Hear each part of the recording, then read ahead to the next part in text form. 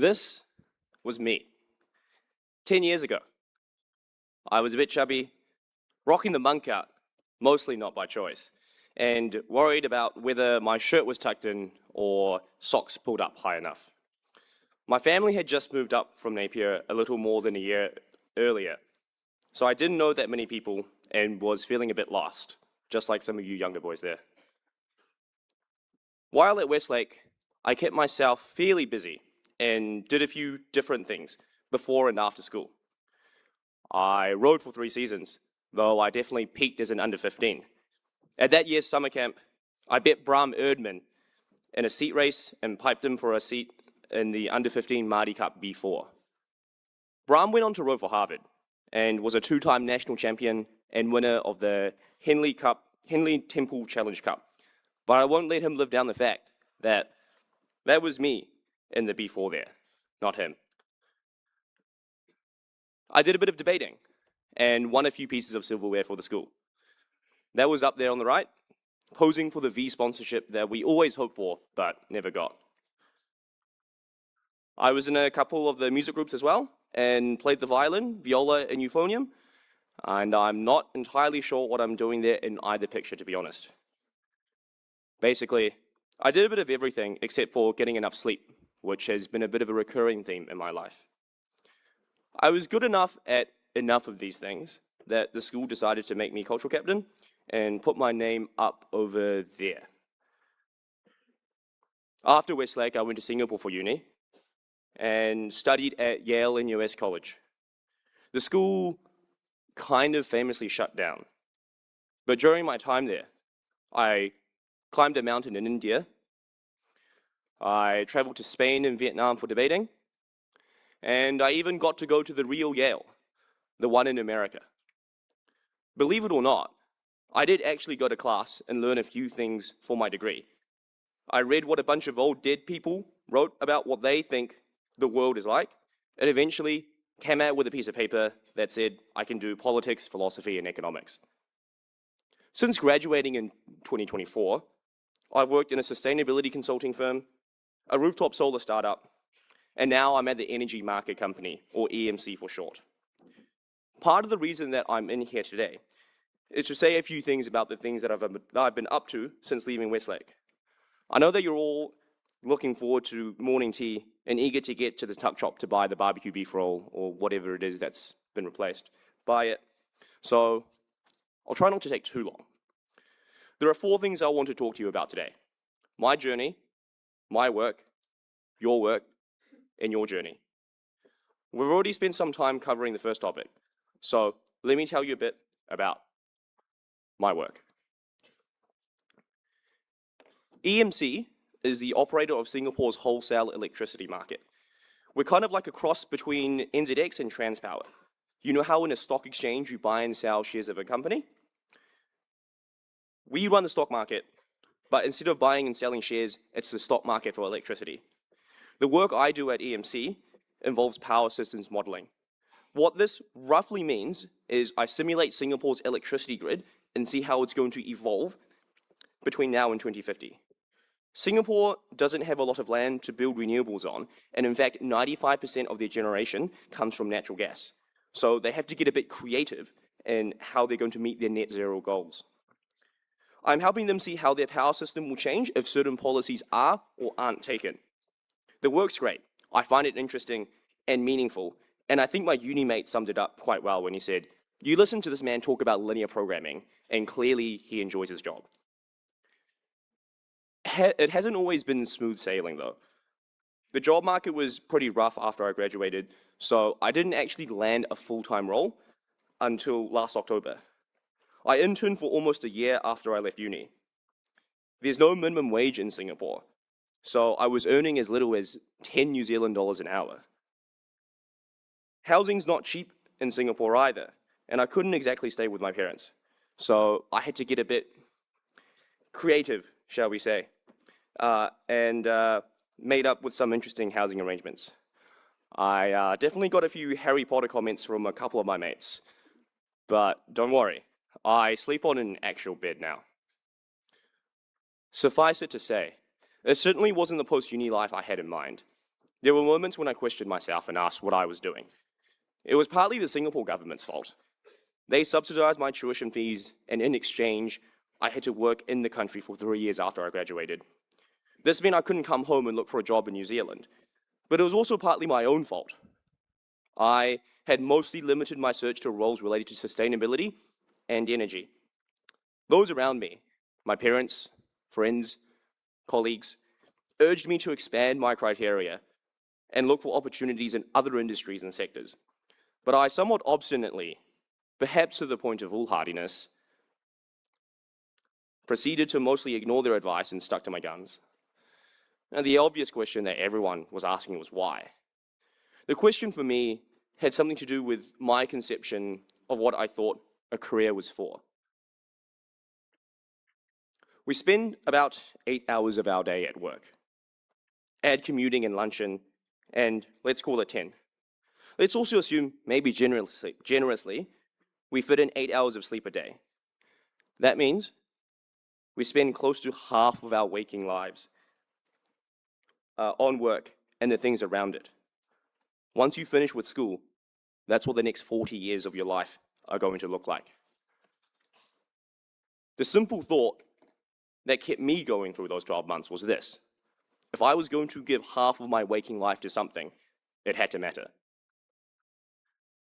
A lot of people often decide their future careers by asking themselves two things: how much will I earn, and how much will I enjoy this? While these are important, I don't think that's the full picture. Enjoyment is usually taken to mean whether you find the work fun or interesting. But that's not quite the same as asking whether your life's work will have been meaningful. The question I kept coming back to was this: if I was going to dedicate half of my waking life, for 40 years, to this pursuit, will I be proud of how I've spent it? Will I be able to look back on what I've accomplished, stand behind it, and say, yes, this was a worthy use of my time, my energy, and my youth? Will the difference I make to the world be something that I want to be remembered for? The way I answered the question for myself was to start by considering what the biggest problems facing humanity will be. The climate crisis is going to be one of the defining challenges of the 21st century, and how we respond to it will determine, in a large part, how much prosperity and human flourishing there will be in the next 100 years. The exact temperature change that we cause is going to determine how many people will have to flee their homes because of rising sea levels and increased natural disasters. It's going to decide how much of our cities, communities, and infrastructure will remain functioning and how much will not. It will also shape the kind of world future generations, our kids, will inherit from us and have to live in. The climate crisis is fundamentally an energy issue, to the extent that our consumption of fossil fuels for energy use is primarily responsible for the greenhouse gas emissions driving climate change. To work on the energy transition, then, is to find a way to power modern civilization in a way that doesn't produce CO2. This was the way that I thought that I could maximize my impact on the world. It's how I see myself best contributing to helping as many people's lives as I can. If there was going to be something that I was going to pour half of my waking hours into, this was going to be it. Now, the climate crisis and the energy transition aren't the only problems that exist in society. And there are certainly many other worthy causes that you can dedicate yourselves to that similarly help people and create positive impact. You don't have to work in energy, though I do think more people should seriously consider it, including, I hope, some of you in this room. And you don't even have to have any idea what you want to do in the future right now. But sooner or later, you will have to confront that question. What are you going to give your time to? What's important is not that you come up with an answer immediately, but that you start thinking about it now. For it is better that you wrestle with these questions in the coming months and years rather than in a decade or two. When you wake up one day, halfway through a career you chose only because of a certain rank score cutoff, perhaps, and you start to have the slow creeping feeling that this might not have been the thing you were 100% happy about giving your life to. That's one of the jobs that's one of your jobs for the next 5 years, or however long you have left at Westlake. But it's not the only one, because you already have a job now, being a student. And before you have to decide how you're going to spend the next 40 years of your life, you have a much simpler and more immediate decision in front of you. How are you going to spend your time here? When I graduated from Westlake, it was already one of the top schools in the country. Since then, it's only gone from strength to strength. Few boys will ever sit in a hall like this one and be presented with the opportunities to excel and the resources to support that success that you enjoy right now. Many would dream of having a seat, your seat, in this auditorium. I know this is something that can be easily forgotten as a student. I've been there before, on your way to class, wishing your teacher hadn't set so much homework, trying to see how much of it you can do before, in your other periods before you have to hand it in. But it's important you don't lose sight of this fact. It is a privilege that you are at one of the best schools in New Zealand, that you have access to some of the best teachers, music programs, and sport coaching in the country is not something that should be taken for granted. Not taking advantage of these would be a waste, not just because there are boys in other schools who would have wanted access to these opportunities you have, but because ultimately, you'll be the one who leaves this place with an experience less than what you could have had. The best way to honor that privilege is to make the most of your time at Westlake. Study hard, do well, get involved. You should want to get stuck into things here, not because I, or your teachers, or the school told you to do so, but because by not aiming high, you are letting down a version of yourself that did. A big part of what makes Westlake the place that it is are the people sitting, I guess they were sitting behind me when I was here, but I suppose they're scattered around the hall now. Teaching is a noble, if at times thankless profession. Trust me, no one around you is in it for the money. They do it because they care about seeing you learn and want to help you grow into fine young men. I know it doesn't feel like that when they're on your case about your homework or your behavior, but the reason they do it is not to nag, but because they want you to become the kind of person that gets the basics right. And beyond the basics, they'll push you further because they believe you're capable of more. The day a teacher stops pushing you, stops expecting anything of you, is the day you should really start to worry, because that's when they've started to give up on you. So respect your teachers. Actually talk to them. I think you'll find that with the right attitude, you'll see that they're on your side. The version of you that shows up and strives for more, at least. Having a good relationship with your teacher also makes the classroom a more pleasant space and everyone's lives easier. As an adult, I've really come to value the relationships I've cultivated with my old teachers and my old professors, and that I've kept in touch with, and I always enjoy the chance to catch up with them when I can. Now, I'm not saying that you have to become friends with your teachers, but make sure you at least do the basic things right. Listen when they speak. Don't become a distraction for others. And remember, there's a person standing at the front of the room whose job it is to help you get somewhere in life. One of the things that Mr. Ferguson, the headmaster, when I was a student here, would say during assemblies was, "Gentlemen, we have high expectations of you, and we don't apologize for it." That's a line that's stuck with me. At its best, high expectations aren't meant to be a burden. They're an expression of belief in your abilities and potential. When a school like Westlake pushes you, it's usually because the people here think you are capable of more than you would give yourself credit for. The task is to embrace those expectations, not to shy away from them. People will often rise to the level that is asked of them, but that only happens if you're willing to back yourself as well. So repay the trust that the school and your teachers have in you. Set ambitious goals, work towards them seriously, and you may be surprised by how far you can go.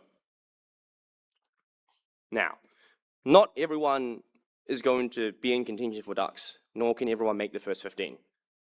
Aiming high isn't necessarily about beating other people.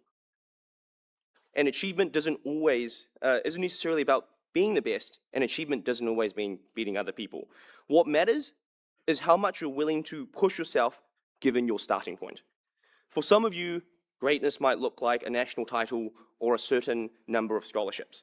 For others, it might look like sticking with a subject, even if you struggle with it at first. In my year 10 mid-years, I was actually the 7th to last in IGCSE maths in the year. Now, IGCSE is the, back when we had rankings for the school reports, IGCSE was the Cambridge equivalent of level 1. I freaked both my teacher, Mr. Davies, and my parents out a little. But with a bit of perseverance and a lot of past papers, I ended up getting a mark of over 90%, an A star in my externals. The point isn't that everyone needs to get an A star. It's that a single mark in an exam isn't the final word on your potential. What counts is what you do about that afterwards. How far you aim to move from that starting point and how hard you push yourself along that path. In the end, your life won't be defined by a single set of grades or a single medal you won, but by a long series of decisions you make. What you choose to aim at, why you choose it, and how you commit yourself to those choices. That's your journey. I began this speech recounting the story of my own journey, from Napier to Auckland to Singapore, from Westlake to Yale and US to EMC. There may be a temptation to treat that path, the things that I did at high school, the uni I went to, the career I chose as a template to copy. That would be a mistake. For one, my uni no longer exists. But more importantly, the strengths that you have will differ from mine. The values you hold, the causes you care about, the things that matter to you. And how you see the world will all be different from me and those around you as well. Given those differences, there are no right or wrong lives to lead. Rather, there are only lives that are more and less well thought through. The real question you're left with should be this: how do I decide what the future I want looks like? How do I choose the path I'm going to walk? Socrates, the ancient Greek philosopher, is supposed to have said, "The unexamined life is not worth living." Now, if I could change that quote slightly, I would say that the unexamined life is not really living. What do I mean by this? The unexamined life is one where you never seriously ask yourself what you want from your time here on earth. You never stop to answer for yourself questions like, what would a good life look like for me? What kind of person do I want to become? What would I be proud of when I am old? Instead, you drift through life, letting the years pass you by without ever asking if the direction you're heading in is really one you chose. The problem with never answering these questions yourself is that someone or something else will answer for you. If you don't supply your own picture of a good life, your surroundings will do it on your behalf. Friends, family, social media, prestige, rank score, all of these offer ready-made templates. This subject, because it's what people like you who are good at maths do. This job, because it pays well. That path, because everyone else is doing it. None of these guarantee meaning or fulfillment for you. When those borrowed answers make the big decisions for you, life turns into a sequence of default choices. You pick subjects, hobbies, even careers, mostly because they're what you're meant to do. You sleepwalk from one milestone to the next. Exam grades, uni offers, job titles, without ever really choosing anything yourself. This is what an accidental life looks like. In other words, a life unchosen is one not fully lived. The antidote to this kind of not really living is to examine your life. It is to sit with the hard questions about what a good life looks like to you, and to let those answers guide the decisions you make, how to spend your time, what future to aim for, what path to take. Some people call this concept self-authorship. The idea that for you to be the one steering your life, that requires considered intent. You have to be deliberate about choosing your direction and staying true to it through your actions. Wrestling with questions like these is not easy. This isn't light stuff. But it is precisely because it is difficult that it is worthwhile. To turn away from this task is to concede that someone else will decide what your life is for. It is to give up your life as something which is uniquely yours to shape. If one is to live meaningfully and authentically, one must have the courage to confront those questions, no matter how hard and uncomfortable they might be. Above me are the words of the school motto, "Let courage be thy best." During school, I wasn't always sure what it meant. Since leaving Westlake, I've spent some time thinking about it. Courage here means more than just not being scared. It means doing the right thing, even when it is hard. Sometimes this looks like sitting down and asking those questions about your own life, even when it is easier to avoid doing so. Courage here also means moral courage. That looks like standing up for what you believe in and acting in such a way that you do the right thing, even when no one is looking. It applies to the big decisions, like the subjects you stick with, the path you choose after school, and it applies to the small, everyday things as well. Being decent to people and treating those around you with respect and care.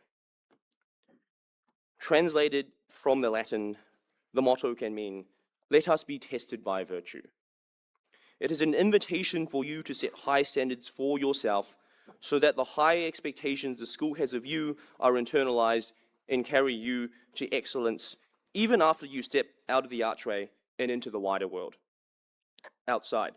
For to hold yourself up against virtue is to believe that you have the capacity to do great and noble things. There's much potential in this room and many bright futures ahead. Those don't have to be realized now. But it is my earnest hope that this is the day that you start living your life properly, deliberately, and with both eyes wide open. You don't need to have all the answers today to know what kind of man you want to be, to become all the life you want to live yet. But if anything I've said this morning is going to matter, let it be this. Let today be the day you start asking yourself what the good life means to you. Let today be the day you begin discovering for yourself who you want to become. And let today be the day that you take your first steps on that path towards realizing your chosen futures. We are two takes, very more.